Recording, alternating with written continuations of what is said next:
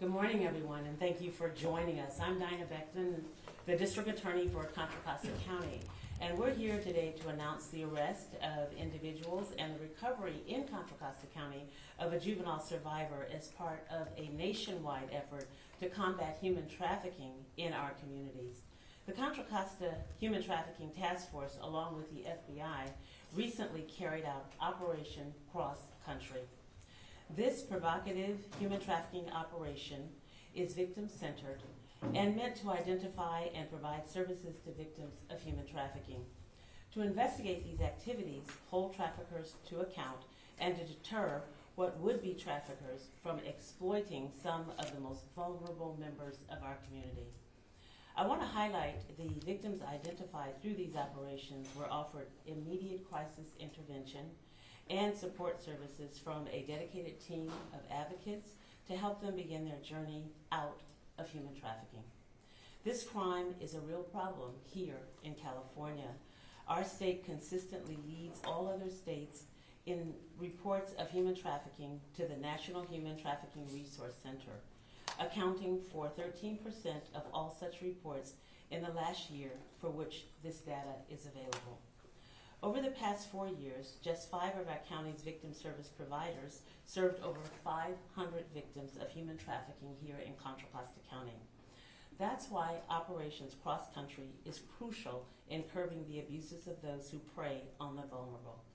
An operation like this takes extensive planning, coordination, and collaboration among law enforcement and victim service providers at the local, state, and federal level. Present with me today are representatives from the FBI and Alameda County. We were also joined in this effort by many other agencies, including Santa Clara. I want to take a moment to thank the following for their ongoing partnership in combating human trafficking in Contra Costa County: the FBI, Community Violence Solutions, the Concord Police Department, Contra Costa County Probation Department, along with our County Sheriff's Department, Hercules Police Department, Homeland Security Investigations, International Rescue Committee, Northern California Regional Intelligence Center, Pittsburgh Police Department, Pleasant Hill Police Department, and Richmond Police Department. Next, I'd like to introduce San Francisco's FBI Special Agent in Charge, Robert Tripp, who is here to give some remarks as well. Thank you, District Attorney Becton.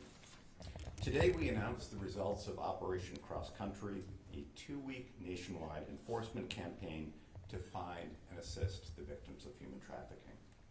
Operation Cross Country, now in its 13th year, successfully rescued 200 victims of sex trafficking during the nationwide effort last month. That also included the identification or arrest of more than 5 dozen suspected human traffickers and 126 individuals accused of child sexual exploitation and trafficking offenses. FBI field offices and the respective state and local partners also located 59 minor victims of sex trafficking and sexual exploitation. Locally, FBI San Francisco, along with 29 of our Bay Area law enforcement partner agencies, conducted 17 operations during the 2-week period. These operations recovered 3 Bay Area juvenile victims and identified 1 additional juvenile victims. Operation Cross Country was designed to find and assist all victims of human trafficking, but rescuing children has always been a top priority for the operation. There are kids. They're living in our communities, they're living on our streets, and they are not for sale. The FBI and our partners will continue to focus our efforts on protecting the most vulnerable members of society here at home and across the country. Our Bay Area Operation Cross Country efforts also resulted in the rescue of 17 adult victims of human trafficking, as well as the arrest of 9 offenders. Many of these suspects identified will be subject to additional investigation for potential federal charges. FBI victim specialists were on hand for all operations, working alongside local agencies, and provided immediate support and access to resources available to all victims of crime. In addition, 3 illegally owned guns were seized during the 2-week operation, taking them off Bay Area streets. The FBI simply cannot be effective without solid working relationships with our local, state, and federal agencies partners. Additionally, our working relationships with non-governmental organizations that support victims is critical to our success in combating human trafficking and child sexual exploitation.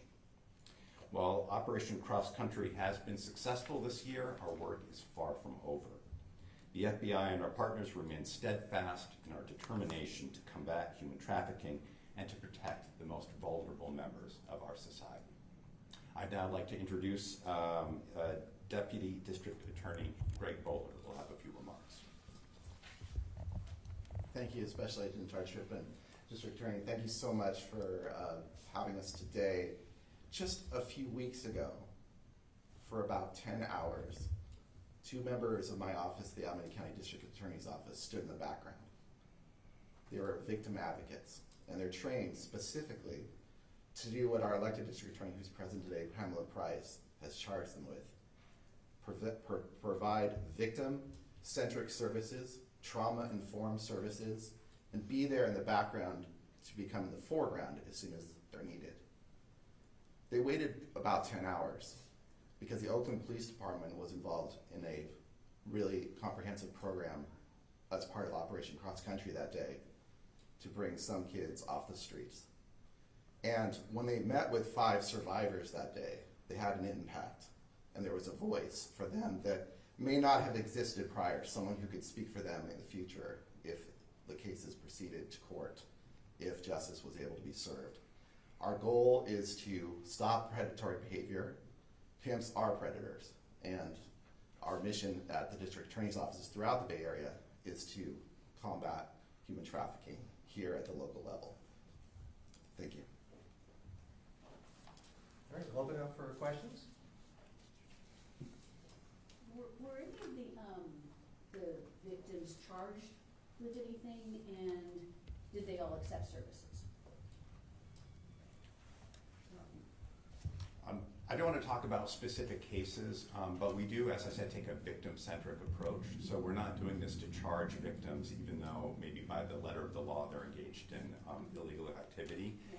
We look at this as a problem where for the victim, i.e. the person that's being trafficked, they've been given an awful choice. And the choice they've been forced into is not one that we would like to see them prosecuted for. So that is the approach that we're taking.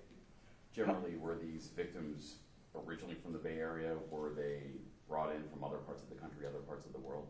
It's a mix. It's very much, we do definitely have people that are from the Bay Area that are trafficked in the Bay Area, but unfortunately it's so easy to move people that people are simply shuttled from site to site. How many of those arrested are repeat offenders, maybe even arrested in previous cross-country operations? I can't speak to specific instances. Repeat offenders are an issue with this violation.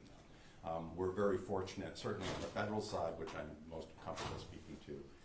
We can perhaps talk about the state side after. The penalties on the federal side are fairly significant. So we are able to take people off the street federally for significant periods of time. What was the operation went on for, you say, 2 weeks.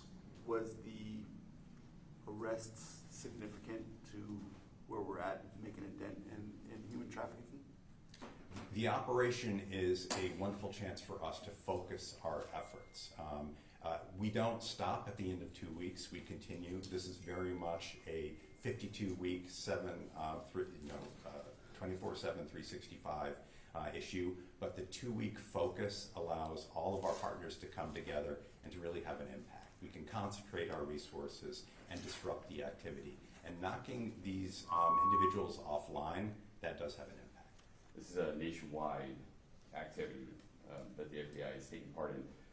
How does the Bay Area rank when it comes to the issue of human trafficking in comparison to maybe other jurisdictions? I'm not comfortable talking about specific statistics. I can say that the Bay Area has led the way in developing techniques to investigate and disrupt this activity. Operation Cross Country started here in the Bay Area 14 years ago with another operation which inspired a nationwide effort. So we have always been leading the way on this. Let me ask it this way, so in the realm of things, you guys made more arrests in the last couple of weeks than you would ordinarily for those other 2 week, outside of the 2 weeks? Correct. Okay.